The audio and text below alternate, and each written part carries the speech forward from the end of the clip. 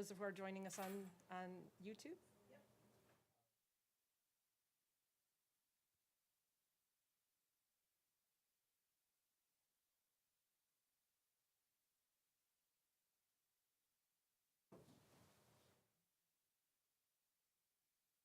All right, let's go ahead and get started. Thanks everybody for joining us to learn a little bit more about the competency-based education model that we're moving to here at the University of Wisconsin-Madison School of Nursing.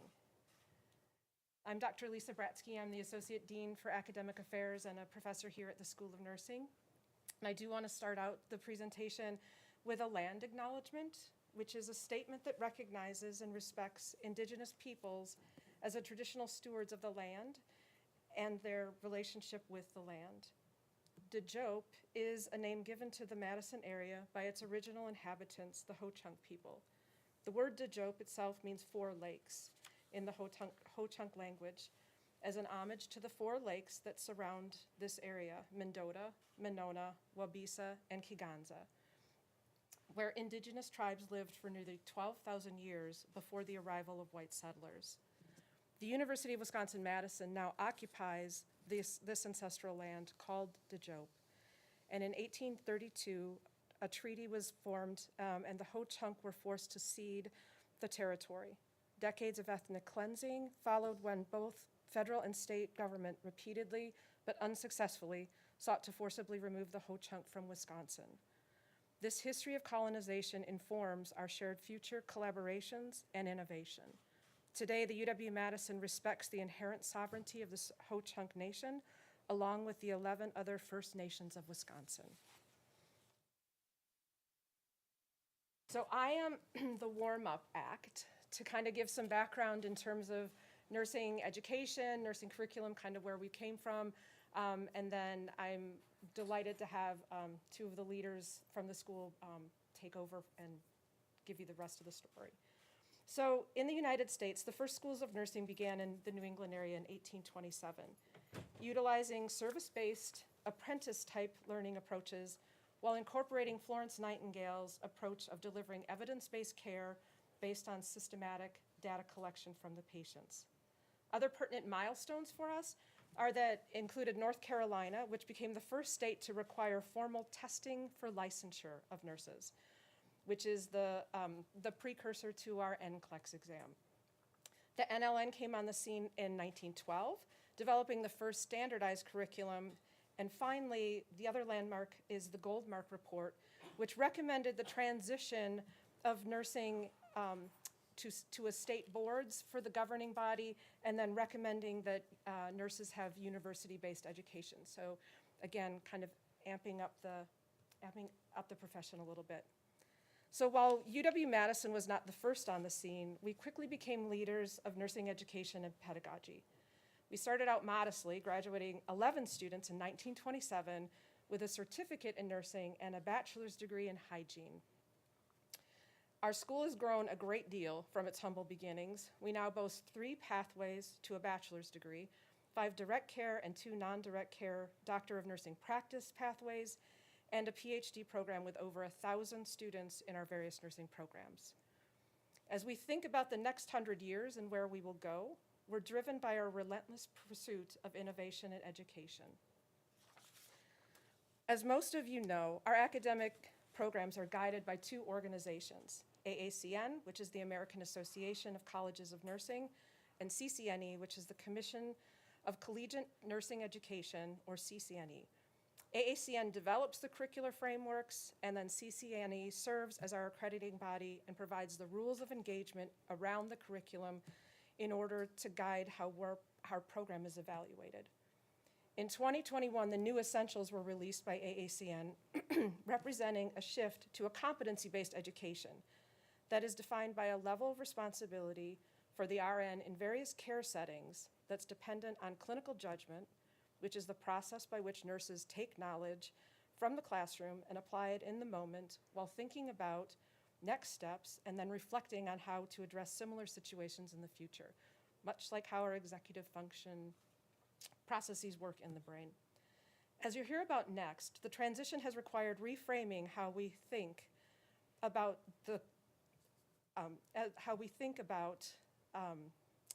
the development, implementation, and assessment of our nursing curricula.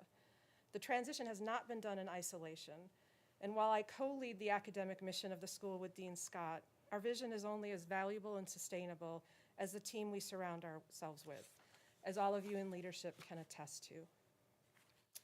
I want to talk about how the program that we've come up with is cognizant of how the changing healthcare landscape and our continued pursuit in terms of the innovation and effective educational design and pedagogy, right back to where we started from 100 years ago. And in fact, our undergraduate program was recently recognized in the 2025 US News and World Report rankings. This is a bragging moment for us here in Wisconsin. Of the almost 700 nursing programs, we ranked 26th overall in both public and private institutions, which is the top 3%. 19th overall among public institutions, and of course, #1 in the state of Wisconsin. So to move forward over this next 100 years, it's now my pleasure to bring forward 2 of our A+ team members at the School of Nursing. And again, as I said, this vision is only as good as the folks that we've surrounded ourselves with and the voices through shared governance that we've been able to incorporate. So at this time, Dr. Jessica Coburn, who's an associate professor in the School of Nursing, and Dr. Dana O'Brien, who's a clinical professor and our undergraduate program director, will take over and lead us through the next phase.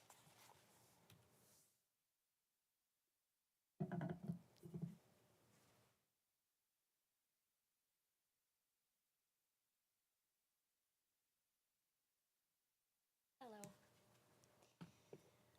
Here is the next phase of this presentation about the next phase of our curricular updates. So we are integrating competency-based education into our curriculum for a couple of reasons. The main reason being to continually improve our curriculum, but also to try to meet the challenge of closing the academic to practice gap. We've talked to our practice partners about what they would like to see in our graduates and work to incorporate this into our teaching and learning outcomes. As we work to prepare students academically, we try to constantly reflect the changing healthcare field.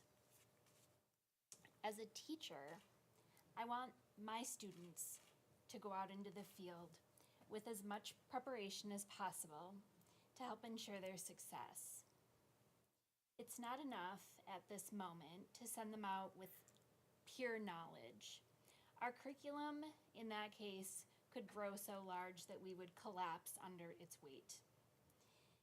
My students need to know, but they also need to be able to do and to demonstrate what they can do. We want to ensure that they have the skills and attitude to provide safe, evidence-based care, but also to send them out into the nursing world with the inner resources to withstand the long hours, the frenzied pace, and the moral distress that sometimes comes with nursing practice. We're integrating evidence-based curriculum that supports these goals and can help our students to grow their practice, gain and maintain resilience, and stay in the nursing profession to improve the healthcare system and the profession as a whole.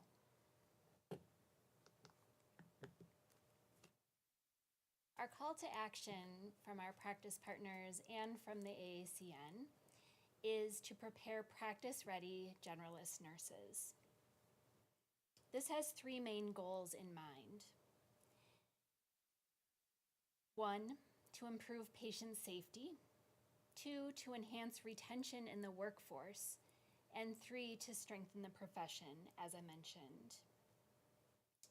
The competency-based curriculum helps us to do that by outlining competencies that a new graduate nurse would need to be able to demonstrate in order to practice at a generalist level, including skills, knowledge, and attitudes. AACN states that demonstration of the level 1 subcompetencies will result in the ability of a new professional nurse to practice as a generalist.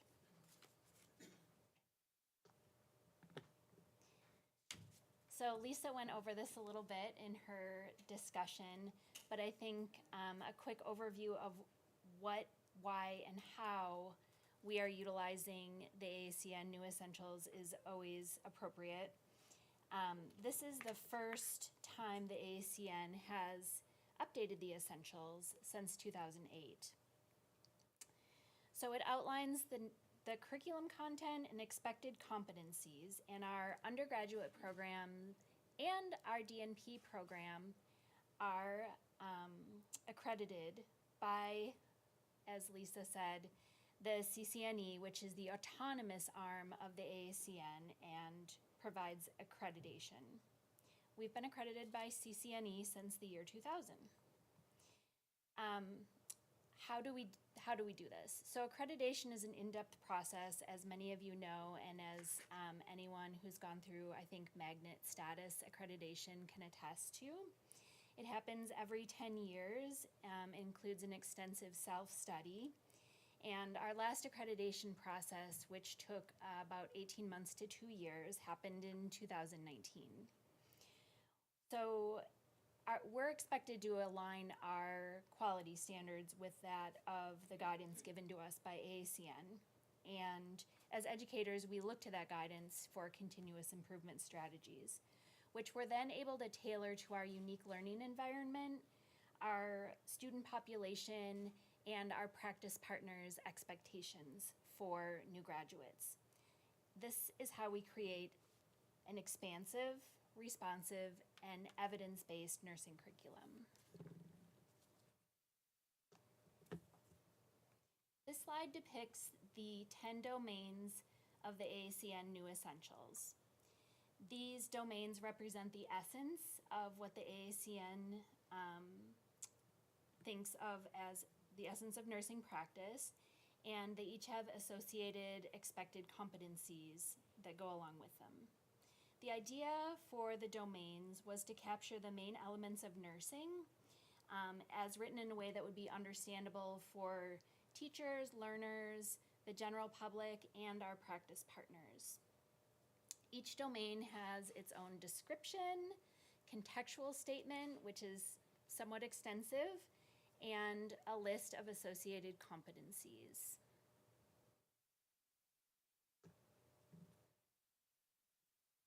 This slide depicts another aspect of the new essentials from 2021, which are the AACN's 4 spheres of care. So the 4 spheres of care represent what AACN sees as critical places that students should experience clinical, simulation, and practice synthesis in their nursing education. So as you can see, AACN prioritizes wellness and disease prevention, chronic disease management, hospice and palliative care, and regenerative and restorative care.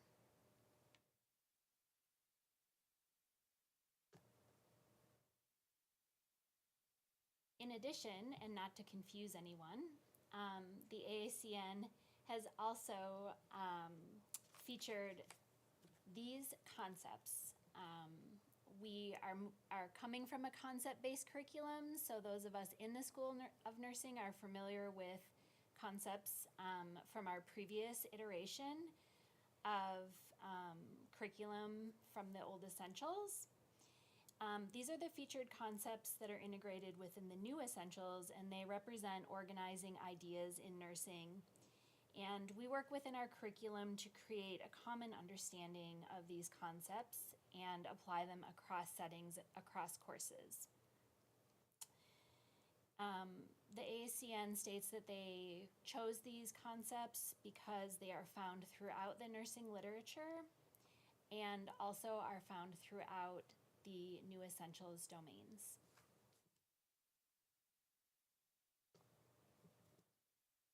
So as I said, we're moving from a concept-based curriculum to a competency-based curriculum. And so I wanted to give a brief overview of what we're doing to build on what we already have and what we're already doing well in order to meet the goals of the new essentials while keeping our strengths in place. So we're building on our current concept-based curriculum, and so in this curriculum, concepts are emphasized across settings, lifespan, and the health illness continuum. And this promotes independent critical thinking by the students learning the ability to be able to apply these concepts across settings and across courses. This was a response, the concept-based education model was a response to content saturation, which I already talked about briefly in terms of adding so much new information to curriculum that it just sort of collapses under its own weight. A response to the information age, so the ability to access as much information at all times as anyone would ever want. And also the shift in nursing education from disease to a health focus. So as we build on that, competency-based education is designed with outcomes and assessments in mind. Students are assessed in knowledge, skills, and attitudes that facilitate clinical judgment, which I'll talk about in a moment. Student-focused learning activities are still the priority as they were in a concept-based education. This model emphasizes doing and the assessment of function that students are expected to carry out rather than just knowing, so sort of knowing versus doing.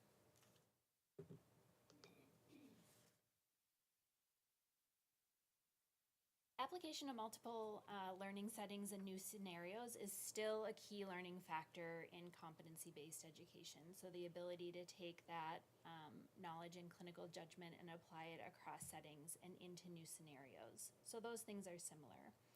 We build on this to include in competency-based an assessment of competencies and an additional emphasis in our case on application to practice or clinical judgment. So a couple of things about successful application of competency-based curriculum is supporting the development of the students' competencies at the desired level. And in ACN Essentials, there are 2 levels, one for undergrads and one for DNP students. We want to successfully provide activities that allow them to practice and apply these concepts and competencies in simulated and real-world situations, which I'll talk about a little bit when I talk about our classroom. We want to focus on competencies that reappear in different courses and at different levels. And another thing, which Dana will be talking about a little bit later in the talk, is planning within our curriculum for increased shared content, sharing our syllabi, sharing our course activities so that we're more easily able to build on those and strengthen the program as a whole.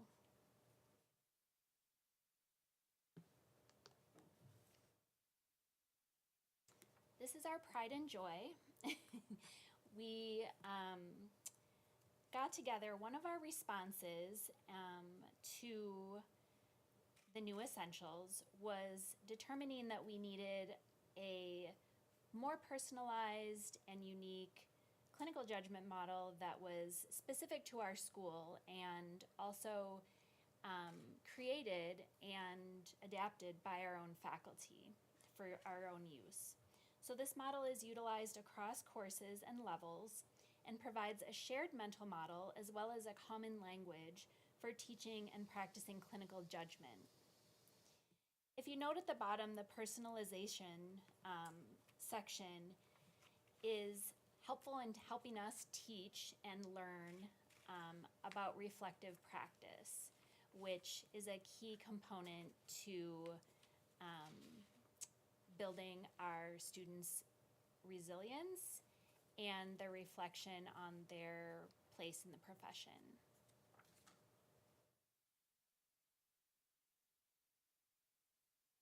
In addition to this, we have incorporated a new curricular design that includes increased facilitation of clinical judgment in the classroom.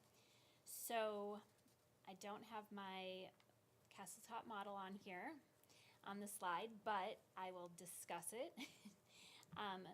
This curricular design involves having pre-class knowledge and a check of that pre-class knowledge to ensure that students are coming to the class with some of that knowledge already in hand, which we then spend our time in the classroom reviewing and reinforcing through case studies and active learning activities in the classroom. So this is a chance to practice their clinical judgment in a non-clinical setting with their peers and with their teachers.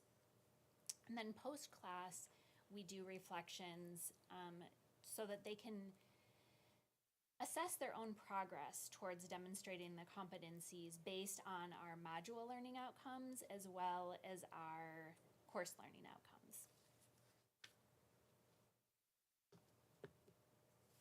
So as I described a little bit, in our classrooms, which a couple of our undergrad courses are launching this new model this fall, we have made use of our active learning classrooms, which we've had specifically since 2014 when we moved into the building, but we're finding even newer and better ways to utilize those for active learning. We're using adaptive quizzing, we're using response software, it's called Top Hat, and we're able to get a live sense of what students are understanding and not understanding in the moment. And then again, using those tables, which this is exactly what it looks like in there, for students to collaborate and become extremely used to collaboration and practicing that growth mindset of maybe not having the right answer right away and being okay with that and learning how to practice one of the most important skills in nursing, which is consulting your colleagues. I will hand it over to Dr. O'Brien.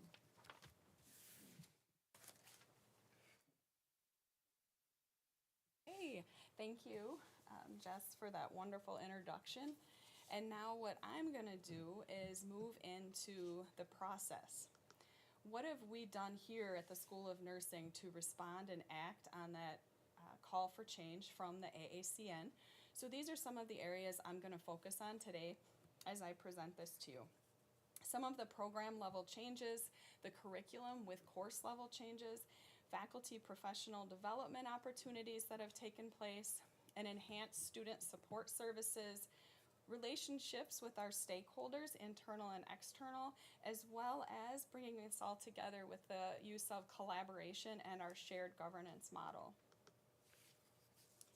This graphic depicts all of the initiatives that need to be in place before we can move forward with the full integration of the AACN essentials and competencies for our competency-based education. And I'm going to talk more about all of these changes.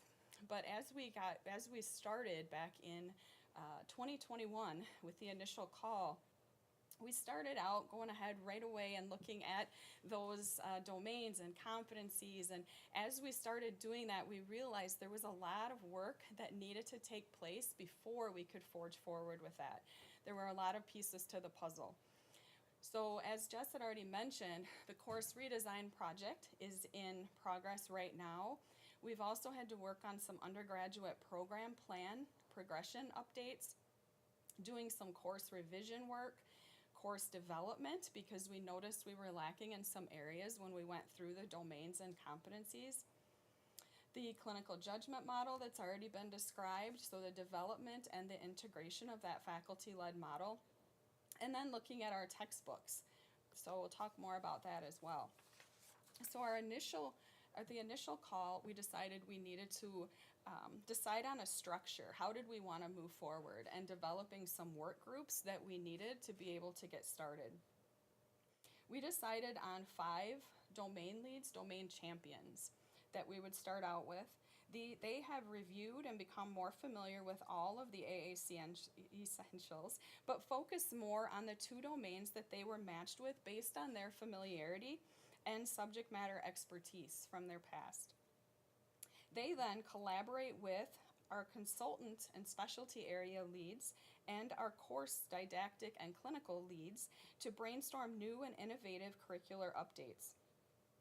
Their initial focus is going to be on verifying the current specific competencies that align with the course and whether or not this course learning outcomes need to be updated, in addition to double checking and verifying that the formative and summative assessments and evaluations in the courses align with each of those course learning outcomes, verifying that our students are able to show competency when based on the assessment for the individualized student.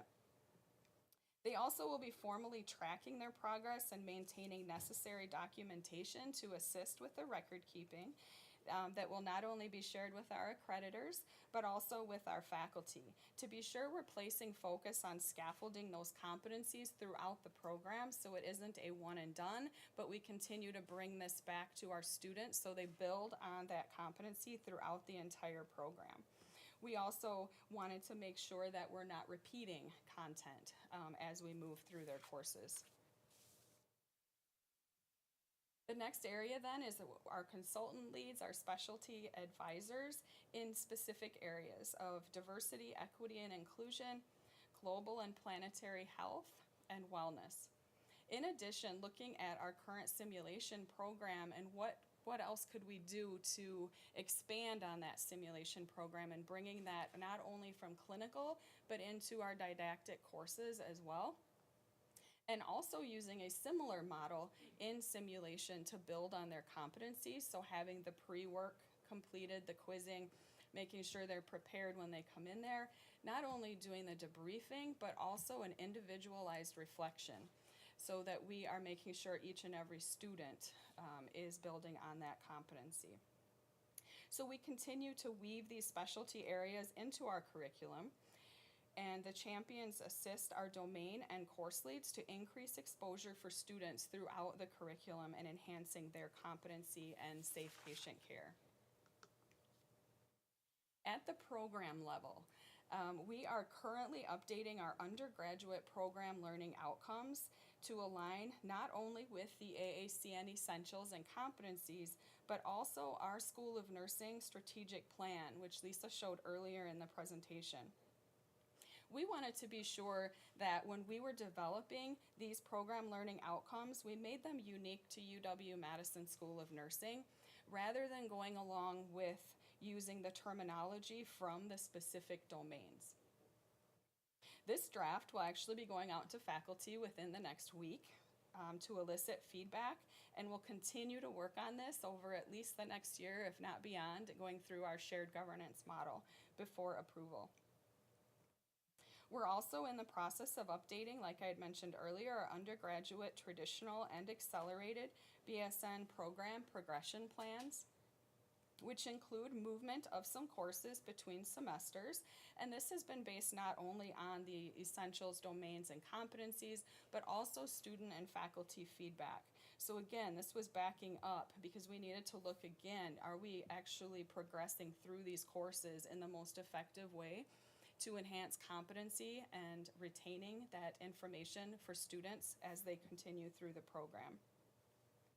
For example, one that we knew we needed to move was pathophysiology. We had that in the second semester, and to build on their competence, it made more sense to put it in the first semester and align that with pharmacology. They build on that knowledge before they move out into the clinical environment, so they're more competent and prepared to do so. There were also course revisions that took place which had an impact on the program, including our newly developed population-based courses in the older adult, population health, perinatal, and pediatrics. That was also based on student and faculty feedback. Along with the development of an informatics course over the summer because one of the domains is informatics and health technology, and we knew we were lacking in that area as well. So all of these changes affected the credit loads between each semester, so we needed to do some alignment to allow for that natural progression in the learning process. Along with all of this, we made the decision to start combining our traditional and our accelerated students within some of their didactic courses. This allows for enhanced collaboration and sharing of their various experiences throughout their careers. Also updating our textbooks to include adaptive quizzing, which Jess kind of mentioned a little bit ago as well. This is allowing for, again, that individualized building of competency versus the entire class with the summative evaluations.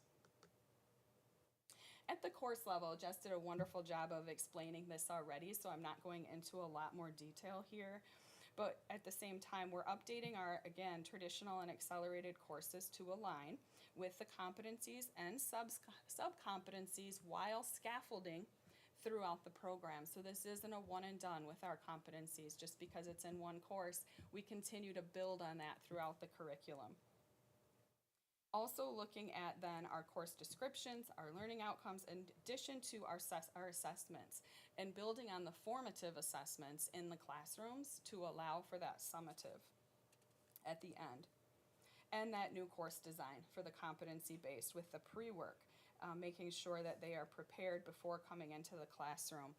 And then again, individualized reflection following to maintain or make sure they're attaining that competency. At the same time, clinical judgment model woven throughout all of those courses. Now, important. Faculty communication, engagement, and education to be sure we're all on the same page moving forward and we're eliciting feedback from all of our subject matter experts in this field. So a variety of communication channels have allowed for them continuous updates to be shared and feedback elicited, shared governance meetings, Qualtrics surveys, emails, just for some examples. Also offered additional training and support opportunities for faculty through our School of Nursing Academic Technology and Innovation team, as well as the Center for Teaching, Learning, and Mentoring consulting with us, otherwise known as CTLM. We love acronyms here and everywhere in nursing education. And then our clinical and didactic faculty fellowships. We mentioned the clinical judgment model earlier. This was offered through 2 different fellowships. In one semester, our clinical faculty came together and developed that clinical judgment model. And then our didactic faculty came in the next semester along with some other staff throughout the school to look at how are we implementing and what can we do different to implement that clinical judgment into our courses, not only clinical, but didactic classroom as well. They continue as well, so those fellows continue to be a resource for our faculty and continuing to provide education. Student support, making sure our students understood where we were headed and why it is so important to be heading in the direction that we are. So we needed to increase our clinical skills and simulation opportunities, and this was not only based on the competency attainment, this was also faculty and student request. So they were able then to add more open skills labs and open sim labs and additional opportunities. And like I mentioned, changing up the format of those skills labs to continue to build on that competence and confidence among our students. Our academic affairs as well built on their capacity to provide the additional student support needed, both academically as well as social and personal, to support the student as they made it through this rigorous program. We also are sure to provide an overview of curriculum changes for the new as well as current students as we continue to make these changes, making sure they are aware and involved in the process, which I'll talk about in a little bit. We let them know when they first come in, welcome into nursing. This is different. They will be learning in an active learning environment. using clinical judgment and reflection activities. And this may differ from lecture halls that they might have been used to in their undergraduate programs. We also share how important it is to come prepared. They're going to need to know that information before they come in the classroom because they aren't going to receive the lectured content. They are going to be focusing on that active learning classroom. So they're not only learning content, but they're scaffolding and building on their knowledge to be sure they're retaining that knowledge as they transition out into the workplace, which is ultimately the goal of where we were coming from with the essentials in the first place. Now, all of you here as well as out there in the virtual land are stakeholders. Making sure that we are always involving our internal and external stakeholders in this process. We're providing education regarding those curricular changes through our planned advisory board meetings to elicit feedback regarding these and the practice readiness of our recent grads. We're asking the question, what are practice partners looking for in a practice-ready graduate nurse? We're taking that into account and continuing to make improvements in our curriculum. What are our strengths and opportunities for improvement based on feedback from both internal and external stakeholders? And we continue to strengthen our relationships and offer additional clinical opportunities, not only in acute care, but reaching out beyond that and paying special attention to those 4 spheres that we talked about earlier. Wellness, disease prevention, chronic disease management, regenerative and restorative care, and hospice and palliative care, because we know in the country today, those are areas that we really need to start placing more focus on. We currently have an academic practice partnership between the School of Nursing and our neighbor, the UW Health, which allows for open lines of communication and shared goals and vision, and we're always looking to expand on that and work with additional partners. The Red Talk today also is here to provide curriculum overview and updates to all additional stakeholders and those interested outside of the UW system here to allow for questions and feedback at the end of the presentation. Most important, shared governance and collaboration. UW-Madison has a strong history of shared governance. It's actually in our state statute that we utilize the shared governance model. And many of you out there with magnet status, most all of the facilities are going to shared governance if they haven't already. So the way ours works here and how can we get to the discussions about what we want to do to actually getting to where we're able to do it and have our students go through this. We start out with the undergraduate curriculum committee. All curricular updates go through this committee with representation from undergraduate and tenure track faculty. We do have student involvement here. They are elected in by their peers. So we have a student from our accelerated program as well as our traditional program involved in all of our curricular discussions, being able to provide us feedback as well, and some ex officio members and guests. They all collaborate, provide feedback and recommendations, as well as then officially vote on course approval before we move to the next step of faculty department. Here, we have faculty representing every program at the School of Nursing. They are provided an overview of the course to elicit feedback before moving on to our academic planning council, where we have our dean as chairperson, our clinical and tenured faculty. Here we also have non-instructional academic staff, university staff, as well as our assistant and associate deans as ex officios, where they again collaborate, provide feedback, and give us ultimate approval to go to our final step of the university curriculum committee. And this is where we gain the formal approval to where we can enter it into our program. So continued evaluation and quality improvement. Our domain and course leads will continue to meet annually, and sorry for the PRN, but we're all hopefully, most of us nurses, as needed. And then continue to update our students on all of the curriculum updates and changes as we move forward. Continuing to offer additional professional development opportunities for faculty, and continue to solicit feedback from faculty, students, and stakeholders.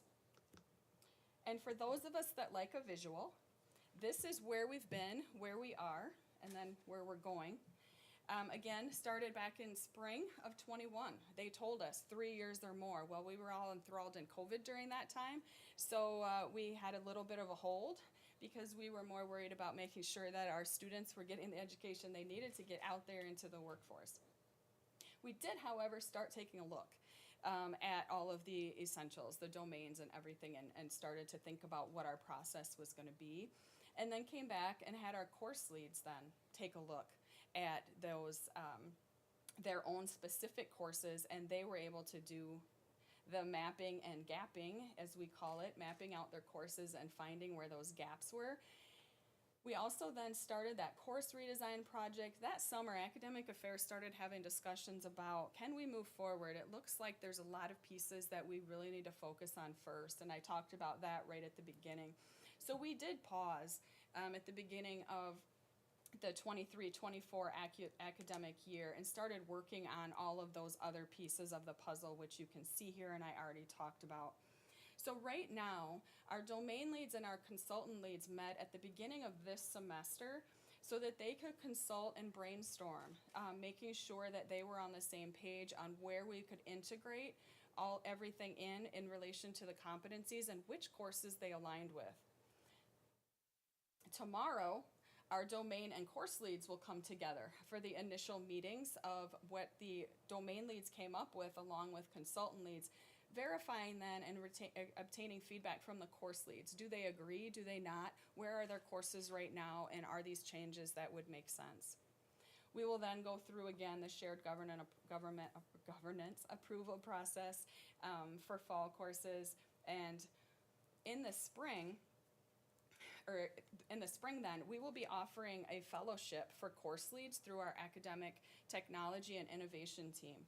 The course leads that are teaching this coming summer and next fall will have the resources available to assist them in building their new course redesign, as well as the integration of textbooks, so they're ready to go.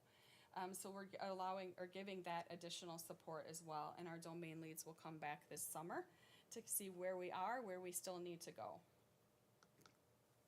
So, past to future. Our one initiative we really want to focus on is our capstone project for students. We want our students to also track their level of competence throughout the program and where they felt that they were meeting those specific competencies starting from day one through their final day. So that is a project we will begin working on soon. And then we're hoping to pilot our entire updated curriculum beginning this summer of 26, and then the fall of 27 really be there. So, and I want to just mention there too, attended many webinars, conferences, listened to a lot of speakers, and I can say even of the one I attended last week, we are definitely where we need to be. There were a lot of hands that didn't go up when it was asked, has anyone else started this work yet? And we were able to say yes, and we've actually made quite a bit of progress, so I do want to let you know that as well. There's been great work here between our shared governance and collaboration with faculty. And I've already talked about the other pieces to the puzzle there. So as I wrap up, a nice graphic here to be able to show how we're pulling everything together that we discussed today. Ultimately, our goal is to increase competence, confidence, and retention along with resilience in the workforce through the use of concept and competency-based curriculum in our didactic and clinical environments through active learning, clinical simulation, as well as weaving that clinical judgment model throughout. And final thoughts as I wrap up. Shared governance and faculty-led design have been crucial to creating a new clinical judgment model and incorporating it into the competency-based curriculum revision with an enhanced active learning environment. And success is a journey, not a destination. This will never be done. And that's something I just heard last week at a conference as well. This is always changing. We are always being innovative ideas coming in. It requires constant effort, vigilance, and reevaluation. Changes will need to be made. Just because we're putting the new plan in place, I like to say a lot, pilot. We are piloting we're changing, we're reevaluating as we continue to move forward based on faculty feedback, student feedback, which is extremely crucial. And finally, competence equals confidence, which equals resilience, which equals retention out in the workforce. And our references. And then I want to thank you for attending today and listening to what we've done here at the School of Nursing. We're happy to help and assist anyone or answer any questions following this. And I think we're opening it up now to any questions that anyone has. And I'll invite my colleagues up here in case they can help me with answering any of those questions that may come through.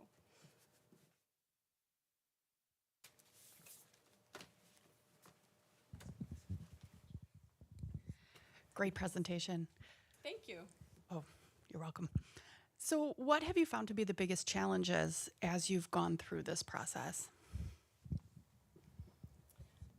I think it's always challenging with, I like to say, I attend a lot of webinars and conferences, and I've listened to a lot of speakers, and I think the amount of information that I have floating around in here and trying to be sure that I'm communicating in a way that makes sense to everyone. Making sure those communication channels remain open, we're eliciting feedback, we're taking all of that into account. So I think that's been one of the challenges for me is making sure that I am able to put that knowledge out there in a way that makes sense to everyone and keeping everyone involved in the process continuously. There's been stopgaps, and a lot of questions, what are we doing? Well, right now we're at a hold. So it's also sharing that where are we going? So that's my thought, and I don't know if Yeah, I would say keeping in mind that this is an iterative process. So as Dana's, we're gathering knowledge, we're creating and developing, we're taking it out to faculty, we're getting blessings, and then we pilot it as we're doing, this fall we started with the JERO specific population course, finding there's some things that are not gonna work. And so like the grace to be like, it's okay, like back to the drawing board, we've got some things that are good, we've got some other ideas to plug in. And when you work with the level of faculty that we have here, we have a really high achieving level of faculty. So to put them in classroom situations where they may not succeed or where things may not succeed, for those of us who are in the little perfectionist problematic area, there's a lot of support and a lot of like, hey, there's some grace here. Like back to the drawing board, there were some really good things. So for me, it's been, I think, helping collectively for us to keep the morale and to keep it a positive experience and not focus on the like, this isn't working, So, and this, yeah. No, I think that's great. And like I was going to say, just continuing to say we're piloting. Yeah. It's okay. It might work. It might not. That's okay. We're moving forward and just keeping that energy up and that positivity moving forward.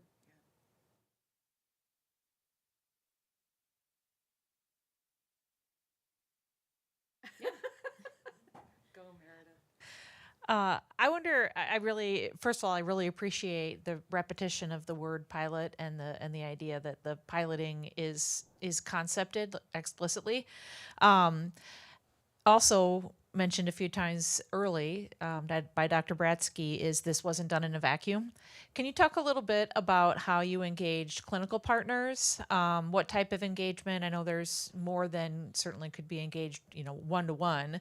So how did you even begin to approach that? And then I would probably have the same question about consultants.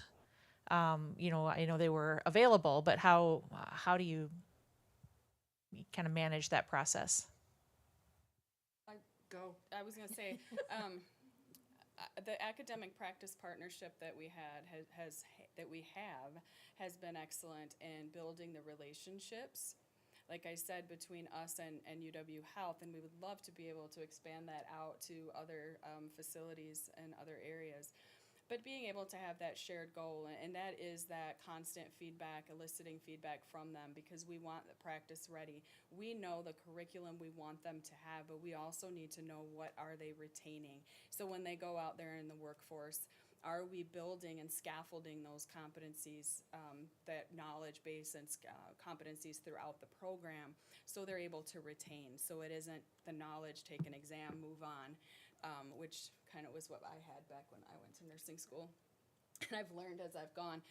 So we want to make sure of that. So I think that's been important, is eliciting that feedback of what are you seeing out there.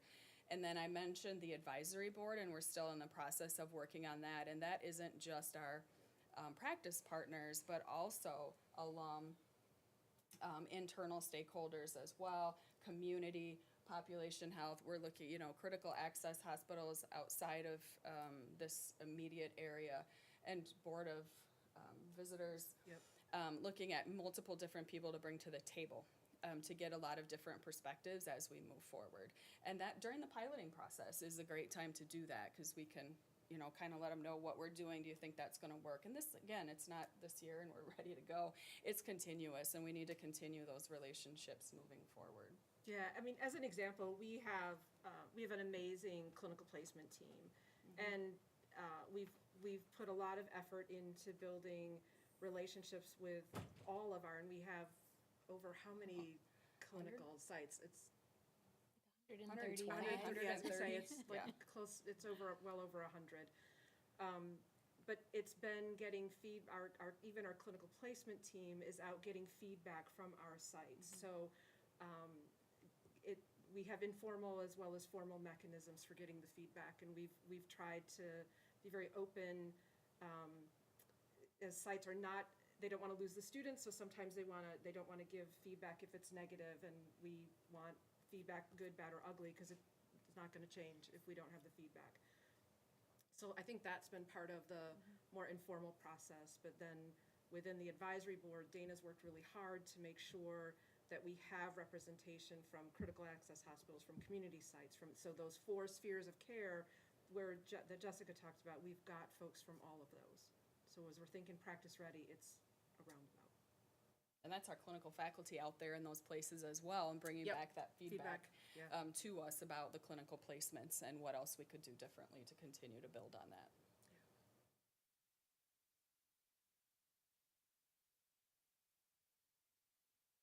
Oh. Yeah. Thank you so much. Okay.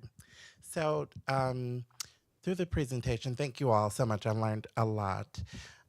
So, DEI has historically been considered a concept.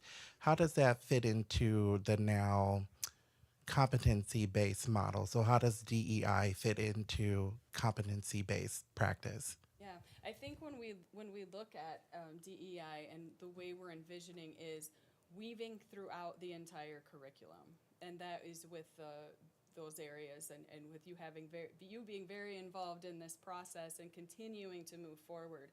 So we just started this process, and again, it's looking at the expertise there, and what can we do to continuously weave. We want to make sure we don't have just one course that's focused on DEI or social justice, planetary health, global health and things. We want to make sure that we are weaving throughout all of the courses. So as we continue with these meetings with the domain leads and the course leads, is where can we integrate throughout? And I think that's an important piece, and I'll let you expand on that. No, actually, I was going to see if Jess, you're deep in the trenches of creating one of the population-based courses. Do you want to talk a little, because I know DEI is a concept that's super important in your course. Sure. So I think this is something that we take from the concept-based curriculum that we're already engaging in.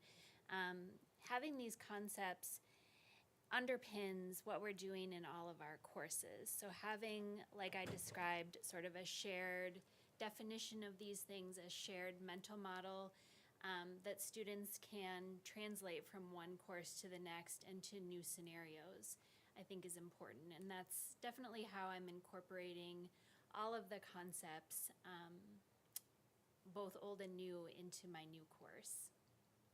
And I also want to keep in mind, not only didactic, but again, simulation, bringing simulation opportunities in as well as out in the clinical environment. So I just want to make sure we're, not everything has to take place in the didactic classroom, but we're also expanding other opportunities. Yeah, Good thank you. question. If you have time for one more. You're the What's child. what would you say is the to me there's so much trust required when students come in, and one of you mentioned it, that coming in it's a difference. Any tips or tricks or observations for how that trust is built in a classroom for students to suddenly get comfortable sort of being seen learning as opposed to coming in a finished product? Like to touch? Sure. So when I think about that, I think of our emphasis, our growing emphasis on a growth mindset. So one of the things we really want students to become comfortable with is the idea that growth will continue to happen not only throughout the program, but throughout their professional careers. And part of that is offering a model of humility in ourselves. I don't know all the answers. If I don't know the answers, I can help you find them, or we can help each other co-create knowledge. But I think modeling that type of humility and growth mindset as a faculty member is the first step to helping students become more open and feeling safer in my classroom. All of my decisions are first based on what is best for my students and how will it help them grow. This is something we're struggling with right now in the moment, because we have students, and what we've found with the new course redesign is that we have students who are coming into us. We're an upper division admit, so we've got students who have spent 2 years on this campus or on another campus with a very different learning style, where the emphasis was on what is the correct answer, and that's the emphasis. And now we're saying, just throw it out. Throw an answer out. We're not taking points off if it's the wrong answer. We're looking at the process. We're looking at the growth. And students we've got like an 80-20 split, I'm hearing, in the classroom, of students who are like embracing this, but there's still students who are really afraid to throw that incorrect answer out for the. So we're looking at how do we build this upstream? So are there ways that we can work with our campus partners who are doing the heavy amounts of education the first 2 years, and building some of this into the, as we call it, the east side of campus classes, so that when students get here, this isn't a model that is going to freak them out. They'll be. The other piece to this puzzle is a collaboration amongst faculty. So we have faculty also that are going to be going into the classrooms to watch one another. So they may be able to give advice to one another on what's maybe worked for them and what hasn't, and they can continue to build on that as collective, faculty-driven. So that's just another piece to the puzzle that we're starting this semester as well.